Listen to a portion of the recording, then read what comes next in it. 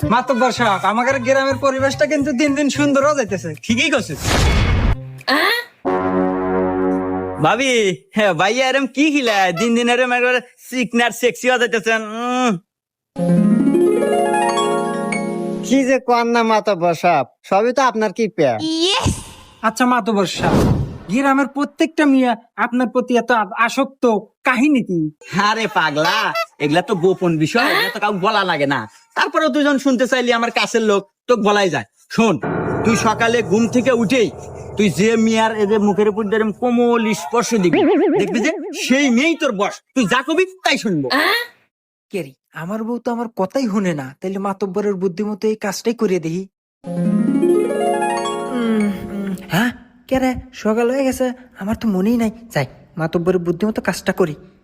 লে লে লে লে লে।